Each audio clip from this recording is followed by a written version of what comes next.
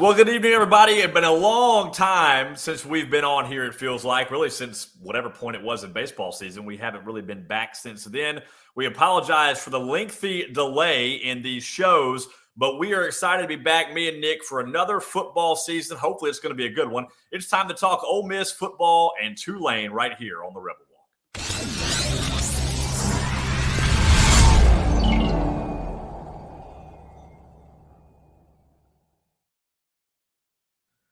Well, Nick, welcome back. It's been a long time, a long time coming since we've been on the show. Good to see you again. Good to talk to you again. Good to chat after a win for Ole Miss football. Yep. Ole Miss now 2-0 on the young season. We didn't talk about last week's game.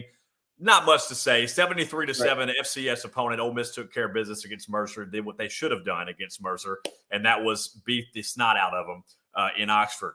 This week, I said it last week, you said it last week, really we all said it at the Rebel Walk, that this was the real opening week for Ole Miss. This was the real first test, going on the road to Tulane. And even with the news that came out just before the game that Michael Pratt was not going to play, which I owe a lot of people in Islands in the Mojave Desert because I will call myself out on this. I thought that was all smoke and mirrors. I tweeted out that if you thought Michael Pratt wasn't going to play today, then I have an island to sell you in the Mojave. Well, guess what? Michael Pratt didn't play today, so I guess I got to get on Realtor.com and look for some islands in the Mojave to sell some people. But that aside, even with Michael Pratt out, we knew it was going to be a tough test. You go on the road to a sold-out stadium in Tulane. They wanted revenge after 2 years ago when Ole Miss beat them by 40, 61-21 with Matt Corral and company. This is a whole different Tulane team, a really good Tulane team. And the story of the first half, Nick, defensive line for Tulane versus the offensive line for Ole Miss. Now, Nick, I know you were working some today, so you kind of weren't catching the whole thing, but I know you saw enough to know that first half, Ole Miss looked pretty brutal on the offensive line. The first drive was great. 3 plays, boom, touchdown. Looked like we're off to the races, and then things got out of hand in a hurry on the offensive line side of the ball for Ole Miss.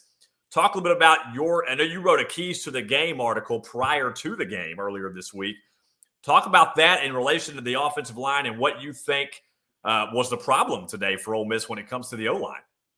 Well, yeah, that was one of my keys to the game, was last week Quinshawn only had, I think it was 60 rushing yards. That's something we're not used to seeing from him. And I had, said in my keys to the game that if the offensive line could, just play well, and like you said earlier, that Tulane defensive line was really giving us some fits in the first half. And I think at one point I looked and it -5 rushing yards. I think it was there close to halftime. And, so, I mean, there's some stuff to figure out up front on the offensive line, but nonetheless, we came out with a win.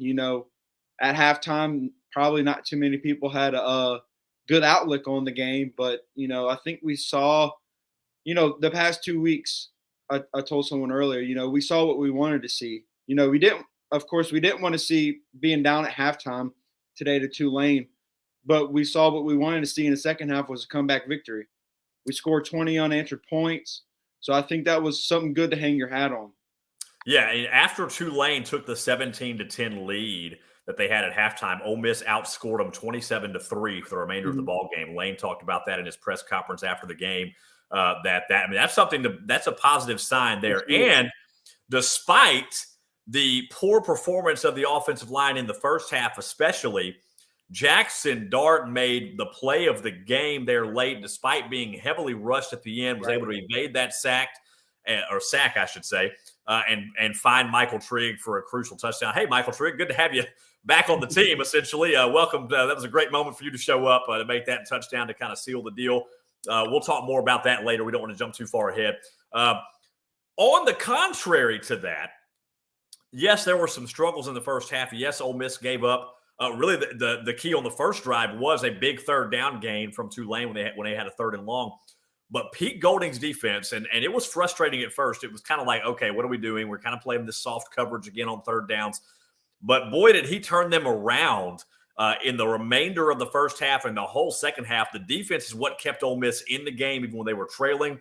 And then DeAndre Prince, of course, coming up with a huge interception. They got a few sacks. Jared Ivey with the exclamation point on the end of the game with the sack, fumble, scoop, and score.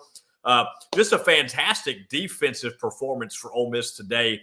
I know that you mentioned you and I have both talked about the defense coming into this season, and we were curious what we were going to see from Pete Golding. Obviously, last week you take with a grain of salt. This week, against a tough Tulane team on the road, a top 25 team, I thought the defense showed the improvement we were looking for in the second half in particular. Yeah, and then like you said, that first drive, where I think they were 3rd and long and hit that big play to get that first down. And you saw last week against Mercer on that first drive, they kind of hit us in the mouth. But after that, we kind of got up off the mat and, said, okay, it's time to go. So, yeah, the defense, there's definitely still, it's early in the season. There's going to be questions everywhere. Offensive line, where's the running game? Defensive line, whatever it may be. But nonetheless, I'll say it again, we got the win. So I think the defense was obviously better in the second half. Pete Golding has come in, new scheme, and you've seen a bunch of – versus last year, I think one thing you're seeing now is a bunch of different names. We have enough depth to rotate guys in and out. And there late in the game, you saw some big pass breakups that were end up – I won't say win us the game because obviously, like you said, that trick touchdown was huge. But, down there where Tulane was driving, where had they scored a touchdown and things would have got dicey down there, but we end up forcing that field goal. And it's just and no disrespect to Tulane, but once we start playing some better teams like we're going to face in Alabama and LSU and the Georgias and the Arkansas and those kinds of things, it's going to come back to bite us. So all in all, it was okay, but it's week 2, so there's definitely we got time to fix some mistakes. Yeah, I mean, obviously, there are negatives to take from this game. There are positives to take from this game. Obviously, Tulane is good, but they are certainly not the best defensive line we're going to face this year. And so that offensive line has got a lot of adjustments to make. But that aside, you can still take some positives away from this game. The way that they finished, the way that they played defensively in particular, that was crucial. At the end of the day, Ole Miss only ended up with 89 net rushing yards. That is an incredibly low number from what we are used to with Ole Miss football. On the other side, Tulane got 111 rushing yards, but Ole Miss still outgained Tulane overall, 363 to 341, I believe it was. So they still gave up the 231 passing yards to Horton. He threw a touchdown and interception, but Jackson Dart threw for 267 yards and 2 touchdowns. So despite being hounded by the defense all game long, he still threw for nearly 270 yards and 2 touchdowns. That is a testament to the improvement Jackson Dart has made from last year to this year. There were some high throws. There were some drop passes today. There were certainly some things you got to look at and be like, okay, we got to get better. But when you look at what Jackson Dart was able to do, even with being, defenders in his face all game long pretty much, that's an incredible improvement from him because last year we saw him struggle when he got defenders in his face. He was making high throws. He was making bad decisions. He was throwing back to the middle of the field and throwing interceptions. Today he threw 1 interception, but it wasn't that bad of an interception if you really look at how that play developed compared to last year. Right. So, yeah, I think this year this game shows Jackson's improvement for sure. Oh, yeah, I agree 100%. And today when we needed him to play well, when we needed him the most, he played well. And like you mentioned it earlier, if he evaded that sack to throw that touchdown to Trigg, he doesn't make that move or see that defender, it's a sack and we're kicking a field goal. And if Tulane scores a touchdown, we're down, I think it's a point. They would have won the game by a point if they had scored. Yeah, yes. Yeah. So that was huge. And then I'm pretty sure that was Trigg's only catch of the game. Yes. He had one. He had another attempt that he was not able to hold in. Yes. And that's kind of the things you want to see. When guys are getting their chances, they're making plays. They're making plays when we need them to make plays. Where maybe in the past, we haven't seen that when, maybe, and God forbid someone get hurt. But, when guys get hurt and you got these guys that need to step up and they're not making the plays when you need them to make the plays. So that's good to see that we're having guys making plays when we need them to. And I think not having Trey Harris kind of hurt us a little bit, not having that, go-to target, because just like last week, he scored another touchdown in the first, 40 seconds of that game? Or at least on our drive was like 40 seconds. 3 plays, I'm pretty sure. So, I think hopefully, not sure, what his prognosis is, but hopefully we can have him back sooner before later and have that big body receiver that, we can kind of rely on, because no disrespect to Dayton Wade or Jordan Watkins, but they're not that guy that you can, kind of just throw a ball up to and they're going to go get it. This is kind of the guy you want to get out in space and that type of thing. So now I will say about Dayton Wade, however, he did make the play of the game today. As far as to get Ole Miss in position to seal the deal. I'm going to throw it up on the screen in just a minute. I love Dayton. I was able to interview him earlier this season. Great kid. I think he's primed for a breakout year if Jackson finds him. And I'm going to see if I can throw this up here, because this kid is just absolutely incredible. That was two straight games, just incredible catches from Dayton Wade. It's great. Here we go. Let me throw this up on the screen right quick and play this for y'all. I don't know why that was just incredible. Yeah, good adjustment. I don't understand. It wasn't the best ball, but that's what you need when your quarterback doesn't throw the best ball. You got to have a receiver that can go there and make that adjustment.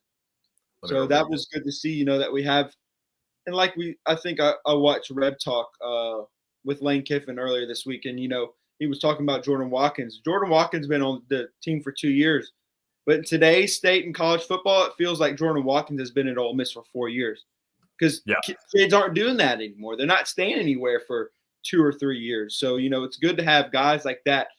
Like Jackson's played with Dayton and Jordan's played with Jackson. They've all played together. So, it's good to see that we have some chemistry there.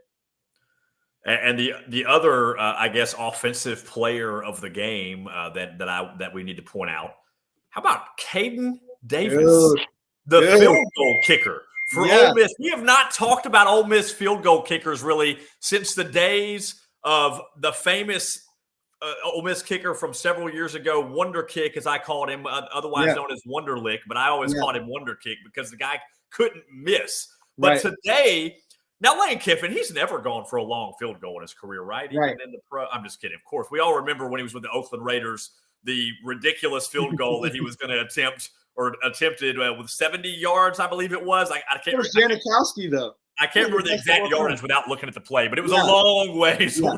It was a little bit longer than 56. Yes, but how about 56 yards? Yeah. The onions, as they would say on CBS, for Caden Davis to put that through. You talk about, okay, if you miss the kick, Tulane's got it in great field position. If they block it, they either have it in good field position or they're taking it back for the go-ahead score. Right. Or if you miss it, either way, even if you just miss it, they've got the ball there. They've got great momentum at that point. So there were a lot of stones on that play from a lot of different people. And the other thing that it wasn't necessarily mentioned on the broadcast, but Lane Kiffin last year, the talk of last year was that he'd never get the field goal. He was always going for it. Didn't matter where it was. Go for it on fourth down. He went for it on fourth down from his own 9-yard line with J.J. Pegues, for crying out loud, one time last year. This year, he's kicking a 56-yard field goal. What does that tell you? He trusts his defensive coordinator, and this is the most trust he's had in a defensive coordinator since he's been at Ole Miss. Yeah, and I'll say one thing. So that play before we kicked that field goal, we tried to run that quarterback sneak, and we got saved by the delay of penalty. Yes. Delay of game. Had we got that snap off, it's Tulane's ball. Yes, and that field goal. Great comment there. That's an underrated play, because I don't know how many people realize that had we not gotten that flag, the play would have counted and Tulane would have had a turnover on downs. Exactly. And then when I was watching the game, and before we ran the quarterback sneak, I was saying kick the field goal, and he runs offense out there, and then 5-yard penalty. I said kick it, and I knew that if Lane Kiffin was going to run the field goal team out there, he had faith, because any coach in his right mind, but he's done it before. But obviously, if he did that with the Raiders, obviously he had some kind of pre-notion that, hey, this guy can – I got a pretty good feeling this guy's going to make this field goal. So when he ran out there, I knew I had a pretty good idea, this guy's going to nail it. And that's probably me just having a lot of faith in Ole Miss football. But he sure did. He nailed it, and I was super pumped. Yeah, I mean it's you want to temper your expectations a little bit. Obviously, Right. Ole Miss has Georgia Tech coming up next. So we have an absolutely brutal Yeah. schedule. Alabama on the road, LSU right after that. Back to back to open SEC play. Ole Miss also has to go to Georgia this year. They are the only SEC team that has to go on the road to both Alabama and Georgia. That is just ludicrous. The only SEC team that has to deal with that this year. So Ole Miss has easily, in my opinion, I think nationally they've been ranked as the 5th toughest schedule. I think they could easily be top 3 toughest schedules in the country. They don't get much more brutal than what Ole Miss has this year. A bunch of ranked opponents left on the schedule as well. Yep, absolutely, I agree. And I think this was, like you said, to lead off the show, this was open week, the first real test, and we got that test. We passed to it. With that second half coming back, I think it was the first double-digit comeback for Ole Miss since I think it said 2016. So, to see that double-digit comeback was good. On the road against a quality opponent, it's not quite up to par what we're going to be facing for the rest of the year. But nonetheless, it, was obviously a step up from Mercer. We didn't score 73 points today. But it was good. We're where we want to be. We're 2-0. So, some things can't complain about being 2-0, but I'm going to try not to complain. We're 2-0. And Ole Miss also the one of only 2 SEC teams playing another ranked opponent today. Obviously, Alabama currently playing Texas as we speak. We'll get to that when we get to our Around the SEC segment towards the end of the show. But the only SEC team besides Alabama playing a ranked opponent today and playing the ranked opponent on the road on top of that and getting the win, that is huge because going on the road and beating a team in a sold-out stadium, Tulane is a group of 5 team, yes, but they are good. That crowd was raucous. They were into it. When they had all the momentum early. So that is just a great, despite all the negative you could say about how that first half went, when you look at the grand scheme of things, outscored them 27-3 after that and won on a raucous road environment down in Tulane. The one thing I will need to say though is we got to quit wearing those helmets in New Orleans. Last time we wore those helmets in New Orleans, Matt Corral got hurt on the second play of the Sugar Bowl, and that didn't go well. And now we had some struggles with those helmets on in New Orleans. Hey, it ended well. So maybe they got the mojo back on those helmets. Yeah. So we don't want another gray baseball jerseys kind of a thing. Helmet. When's the last time you saw those? What? Probably. Well, actually, hey, I could be wrong. Last time we wore the gray jerseys was on the road at Tulane, and we took 2 out of 3 from them or swept them, I think.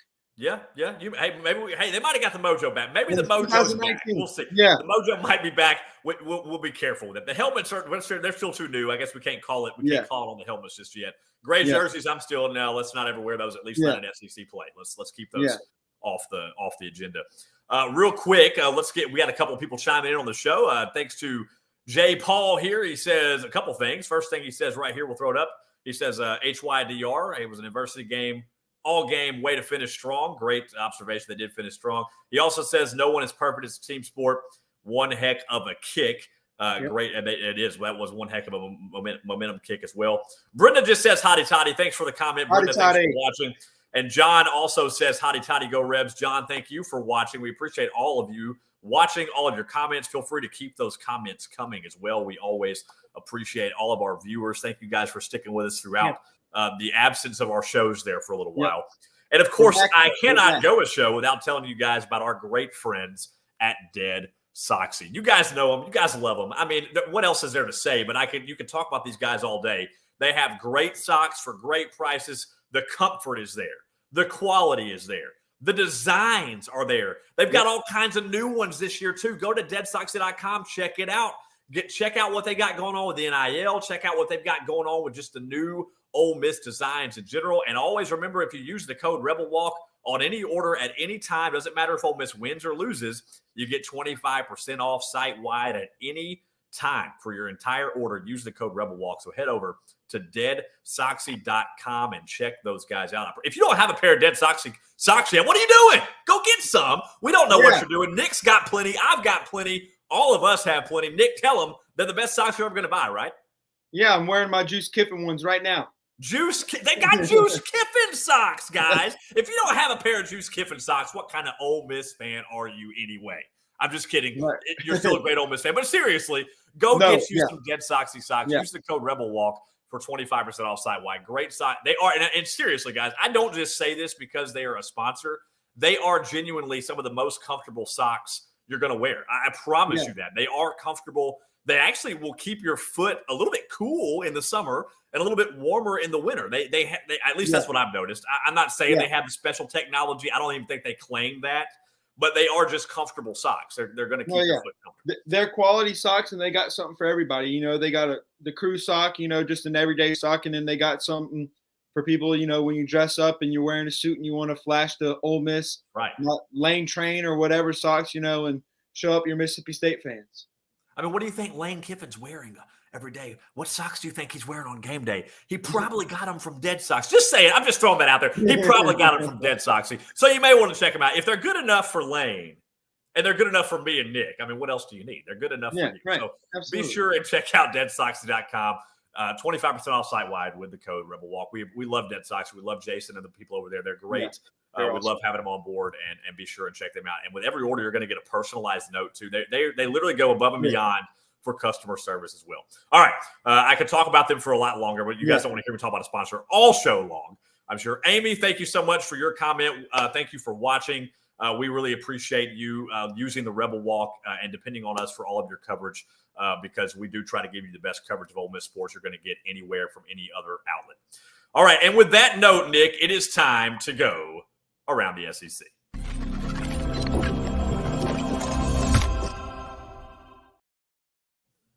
Shout out once again to Doug, by the way, for our great graphics. We're hoping to get some more on for the show as well. We're hoping to get a play of the game for you. Nick's going to have a player of the game for you as well coming in the future. We're also going to have his keys to the game in our preview shows. Hopefully we're going to have graphics for all that. We're going to get with Doug on all that, and hopefully we'll have more and more exciting shows. We're also hoping to improve the overall appearance of the show as we go, one step at a time, guys. We've only been doing this for about a year now. So bear with us on that as we keep trying to make these shows better and better for you. As right this moment, Texas is playing on the road at Alabama in what would be considered, I guess, the biggest SEC game of the day for any team that's not Ole Miss. And right now, how about the old fighting Quinn Ewers Longhorns, 13-3? Yep. They lead Alabama with about 4 minutes to go in the second quarter. So a 10-point lead for the Longhorns. Now, again, they did get off to a lead last year and lost, but Quinn Ewers also got hurt in that game. So Quinn Ewers is still healthy as far as I know. He's still playing in that game. No mullet, though. No mullet. He cut the mullet. No mullet. He did cut. I noticed that. He cut the hair. So no more playoff hair, I guess, for Quinn. He's trying to get a win without the hair, but he's doing well so far. Jalen Milroe, of course, the new quarterback for Alabama this year. Ole Miss has to tie it in a couple of weeks. Curious your take on this while we're going around the SEC. Do you root for other SEC teams just because they are other SEC teams? And let us know in the comments, for those of you that are watching, what your take is on this. I can tell you, I was watching LSU and Florida State last week, and I loved Florida State winning that game. I'm just going to be honest. Every day. I was rooting for the Seminoles the entire game. Every day, all day. Root against LSU. Would you root for Alabama to beat Texas just because Ole Miss hasn't been a couple of weeks and you want them to be undefeated, or would you rather see Alabama and LSU, those teams that we always hate every other time? Do we root for them or not just because they're SEC? What's your take on that? I'm curious. Well, since we play Alabama in 2 weeks, I don't want Alabama getting beaten, being mad, getting pissed off. Yes. So they can be unbeaten, we can be unbeaten, and let's go. Put down the ball and let's lock the vault. But yeah, no, Alabama can beat Texas. Really doesn't matter to me, but if I had to pick, Alabama beat Texas. Now, the good news is we don't have Alabama right after they play Texas. So even if they lose, there is a week for them to take out their vengeance on somebody in between. But still, but regardless, yes. Now, LSU, we don't have them for another couple of weeks, or 2 or 3 weeks. So, yes, I'm fine with them losing. That was great. I love watching Brian Kelly lose anyway. He's just a weirdo. And so anytime he can lose is great. And LSU, I just can't stand them. I just literally cannot stand LSU. Whenever LSU and Alabama play, I just root for utter chaos. That's what I root for. If they could both lose, that would be great. I'll never forget the game years ago when LSU and Tennessee were playing, the great Derek Dooley game that one team won, or was it LSU and Auburn? Maybe LSU and Auburn. I'm not sure. Anyway, there was a famous like "can they both lose" comment before, and one of them thought they won, and then it got overturned, and the other one won. So essentially, they both lost at one point in that game. Yeah. It was great. Unfortunately, the game couldn't actually end that way. That one of them didn't have to win. Regardless of that, yes, I find myself. I would like Alabama to be undefeated, I guess, playing Ole Miss in a couple of weeks. But I want them, and I want them to be undefeated, still figuring themselves out. Like I don't want them to have their team. Yeah. It can be like last year where they win by a point and they get a win, but they still don't know what's going on. Yes. Their quarterback is still who knows what he is really. But yeah, so we'll see. I still, if Texas wins, I'm not gonna be mad about it. But I think it would be cool for Alabama and Ole Miss to meet each other undefeated. Lane hasn't beaten Saban yet at Ole Miss. It's going to be another. Still waiting on that to happen. I'm really hoping this is the year. Got some improvements to make before that game. Hopefully they'll tune up against Georgia Tech next week. Other games going on. Tennessee struggling a bit against Austin Peay. It took a while. They're only up 23-6. You thought that'd be more of a 50 or 60 point outing from Tennessee easily. 23-6 at the end of the third quarter. Missouri also struggling. They're only up 10-7 on Middle Tennessee State at the half. Florida leading 13-0 on McNeese after a quarter, so another struggle one there. Speaking of LSU, they're only up 14-10 on Grambling at the end of the first quarter. I expect these scores to change, of course. Yeah. But so far, their struggles. Mississippi State does have a 14-0 lead on Arizona at home at the end of the first quarter. Arizona has typically not been a great team. They're always so hard to read, but coming into Starkville, you didn't expect them to win. I think State is going to win that one pretty easily. Yeah. South Carolina in the second quarter tied up with Furman at 7 apiece. Wow. One there. Vanderbilt lost to Wake Forest 36-20. Georgia, of course, took care of business against Ball State 45-3. Kentucky struggled against Eastern Kentucky. They did pull out the win 28-17. Texas A&M goes down to Miami 48-33. And Arkansas defeated Kent State 28-6. Of course, Ole Miss with a 37-20 win over Tulane. So Auburn and Cal still upcoming later on. That game in California, that will be at 9:30 Central, 10:30 Eastern. As the Fighting Hugh Freezes look to go on the road and beat Cowboy. I don't miss the last time Ole Miss made a trip to Cal. That was a rough one. And that game didn't end until like 2 a.m. So I hope that happens to Auburn. I hope they go until like the wee hours of the morning and lose. Anyway, moving on. Moving on. Like we'll keep up on all of these. You guys keep up with all those as well. But feel free to let us know what your thoughts are on rooting for or against other SEC programs. I'd love to hear your thoughts on that. Nick, any final thoughts on today's game? Coming up next, of course, Ole Miss will have Georgia Tech in Oxford at 6:30 p.m. on the SEC Network next week. But any final thoughts on Tulane or any comments about it? Yeah, like I said earlier, we're 2-0 and you can't complain, but I'm, just for the sake of, what we're doing here is, I think we got a lot of defenses are going to be opposing defenses are going to game plan for Quinshon Judkins, and you saw it today with Tulane. They're stacking the box. It's going to be hard for anybody to run the ball. I don't care who you are, especially if you're not blocking great or semi well, which we didn't do today. So I think, and I think it's going to be huge when we can get Caden Prieskorn back. Adding a tight end in there that's a proven blocker, and that's going to add that 6 man, that we can have, and Quinshon make a guy miss, if he's got to, if they put 7 in there, but that's rare. But yeah, I think overall, not too many complaints. We're 2-0, so ready for Georgia Tech, and yeah. Yeah, and again, Ole Miss will have Georgia Tech at 6:30 on Saturday. For those of you that will be in attendance, it is a wear red game, so be sure and wear your red Ole Miss attire for that one. Last year, Ole Miss handled Georgia Tech easily on the road at Georgia Tech. Different coach, different team this year. We'll see what the outcome is.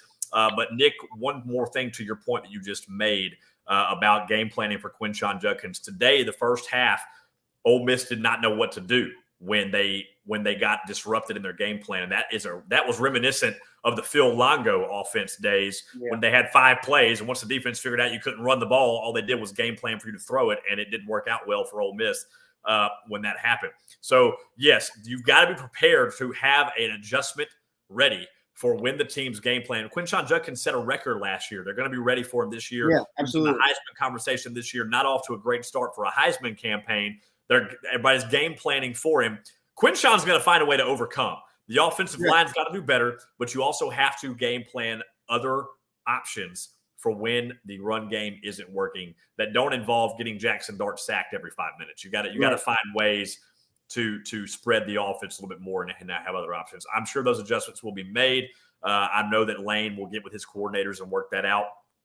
And Ole Miss, I feel like we're going to be a little bit more ready for Georgia Tech next week than we were for Tulane today. I don't know much about Georgia Tech so far. Actually, I need to pull up what they're doing now that I say that, just to kind of check out what the old Yellow Jackets have going on. I'm not even sure who they played today. Let's take a look. They are 1-1 so far. They lost to Louisville in their opener, 39-34. They defeated South Carolina State today, 48-13. FCS program, so that's to be expected. So not much of a read on them just yet on the Yellow Jackets. But they'll be in Oxford next week. Again, 6:30 p.m. Wear red if you're going to be there. If you're not going to be there, SEC Network, and we'll keep you posted as well. He is Nick Filipich. You can find him on Twitter at NickFilipich11. Be sure to check him out. He's always got a Keys to the Game article for you during the game week as well, so be sure to check those out. They're always really good. He always nails it, and he's almost always right on once the game's over.